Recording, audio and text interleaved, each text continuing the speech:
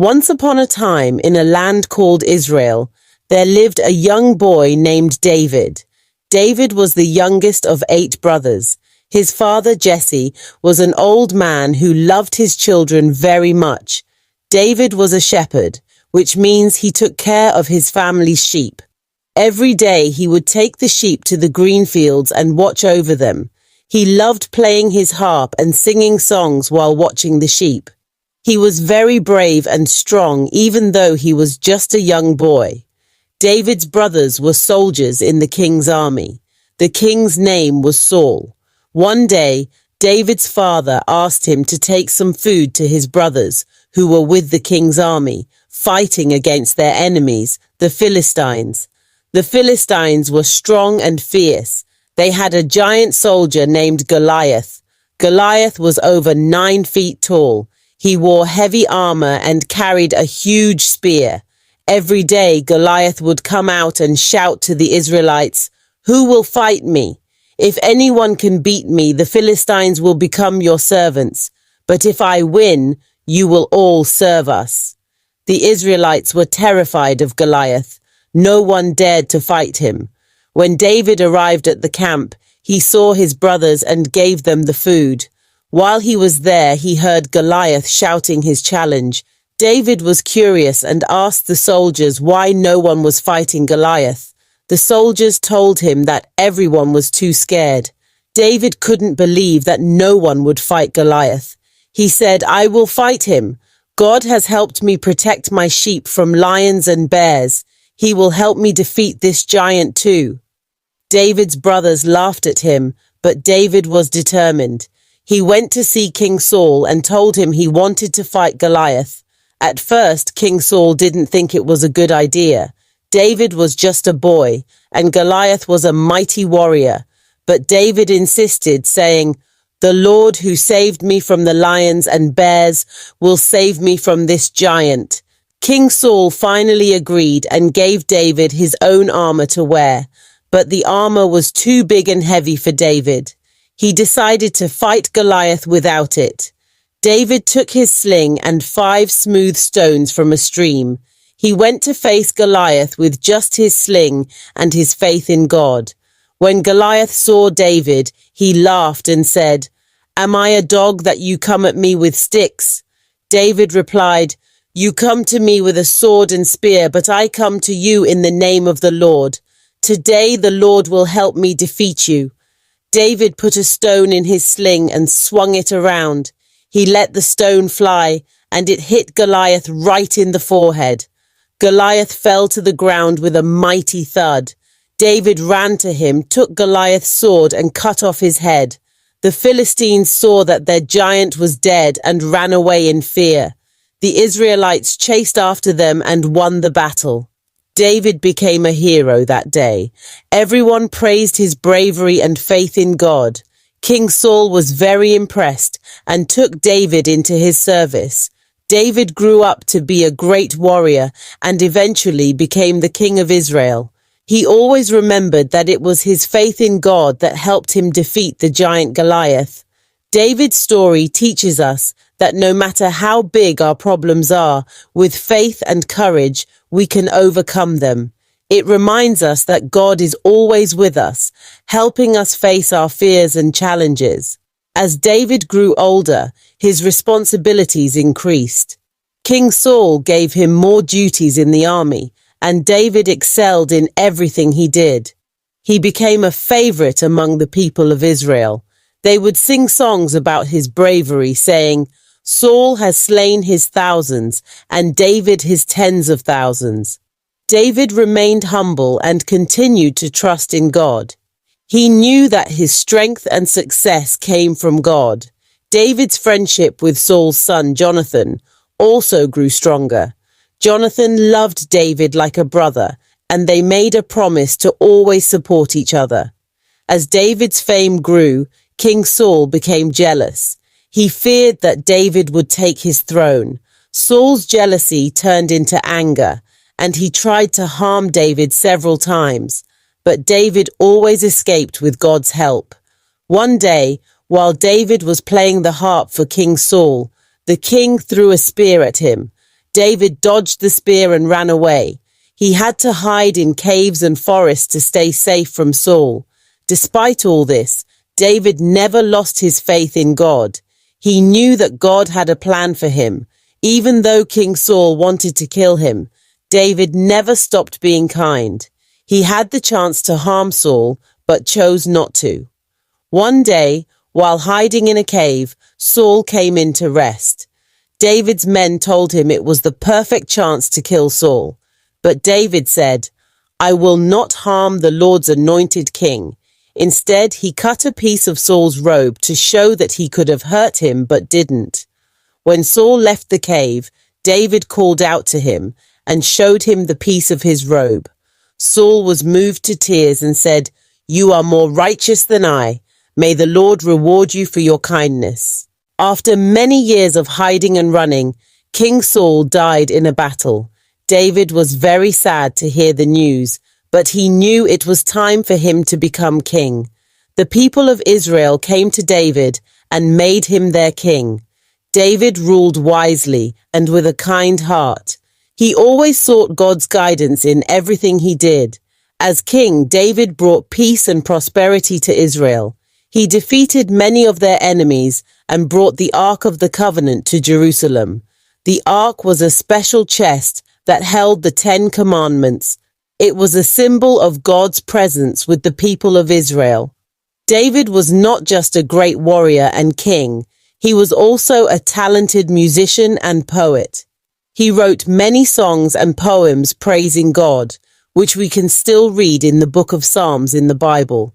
David's life was a testament to his faith and trust in God. He showed that with God's help, even a young shepherd boy can become a great king. David's story continued to inspire people for generations. It teaches us that no matter how young or small we are, we can do great things with faith, courage, and God's help. David's life reminds us to always trust in God, no matter what challenges we face. Even though David was a good king, he made a big mistake. One day, while his army was fighting a battle, David stayed home in his palace. As he walked on the roof of his palace, he saw a beautiful woman named Bathsheba. David wanted to be with her, even though she was already married to a man named Uriah, who was one of his soldiers. David did something very wrong. He made a plan to send Uriah to the front lines of the battle, where the fighting was the hardest. David hoped that Uriah would be killed, and sadly his plan worked. After Uriah died, David married Bathsheba, but God was not happy with David's actions. God sent a prophet named Nathan to talk to David. Nathan told David a story about a rich man who had many sheep and a poor man who had only one little lamb. The rich man took the poor man's lamb to prepare a meal for his guest. David was very angry when he heard this story and said that the rich man deserved to be punished. Then Nathan said to David, "You are that man. You took Uriah's wife and had him killed." David realized how wrong he had been. He felt very sorry for what he had done and asked God to forgive him. David prayed to God and said, "I have sinned against you." Even though God forgave David, there were still consequences for his actions. David and Bathsheba's first baby became very sick and died. David was very sad, but he accepted that his mistake had caused this sorrow. David learned a lot from his mistake. He became more humble and tried to be a better person and king. He wrote many songs asking God for forgiveness and thanking him for his mercy. One of his most famous songs is Psalm 51, where David asks God to create a clean heart in him. Later, David and Bathsheba had another son named Solomon. God loved Solomon, and he had great plans for him. David knew that Solomon would become the next king of Israel. David taught Solomon to love and trust God just like he did. When David became old, he told Solomon, "Be strong and courageous. Obey God's laws and follow his ways. If you do this, you will be successful in everything you do. David spent his last days making preparations for the building of a great temple for God. He gathered materials and made plans, but God told him that Solomon would be the one to build the temple. David accepted this and continued to support Solomon. David died peacefully after ruling Israel for 40 years. The people of Israel mourned their great king. They remembered him as the brave shepherd boy who defeated Goliath, the wise king who led them with justice, and the faithful servant of God who always trusted in the Lord. Solomon became king after David. He was very wise and loved God. One night, God appeared to Solomon in a dream and said, "Ask for whatever you want me to give you." Solomon asked for wisdom to rule his people well. God was pleased with Solomon's request and gave him great wisdom, along with riches and honor. Solomon used his wisdom to build the beautiful temple that David had planned. It became a special place where people could come to worship God. Solomon ruled Israel with great wisdom and justice, just as his father David had taught him. The lessons from David's life. David's story is full of important lessons for us. He showed us that even when we are young, we can do great things with God's help. David was brave and trusted in God when he faced Goliath, and God helped him win the battle.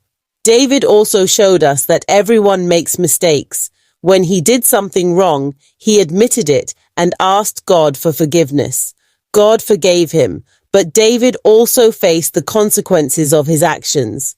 This teaches us to always try to do the right thing and to ask for forgiveness when we make mistakes. David's love for God and his songs of praise remind us to be thankful and to trust in God in all circumstances.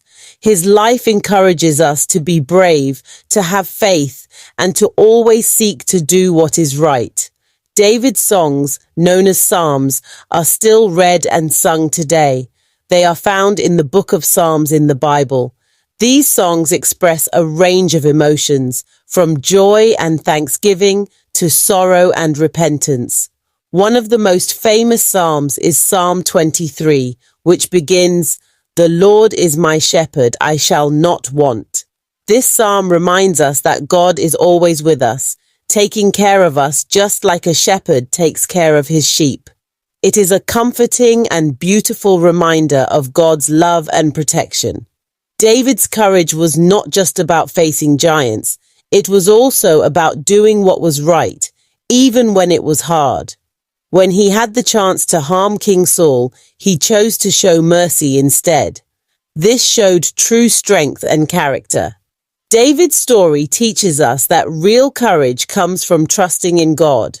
When we trust in God, we can face any challenge, just like David did with God. David trusted God in every part of his life. When he was a young shepherd, he trusted God to protect his sheep. When he fought Goliath, he trusted God to give him strength. Even when he made mistakes, he trusted God to forgive him and help him become better. David's trust in God is a wonderful example for all of us. It shows us that no matter what happens, we can always rely on God's love and guidance. David's kindness was seen in many ways. He was kind to his friend Jonathan, to King Saul, even when Saul was mean to him, and to many others. His kindness came from his love for God and his desire to do what was right. We can learn from David to be kind to others, even when it is not easy. Kindness is a way to show God's love to the people around us. David left a great legacy. He was remembered as a man after God's own heart. His life was an example of faith, courage, kindness, and repentance. His songs continue to inspire and comfort people all over the world. David's story is a reminder that God can use anyone, no matter how young or small, to do great things. With faith and trust in God, we can overcome any challenge and make a positive difference in the world. The story of David and Goliath and David's life teaches us many important lessons.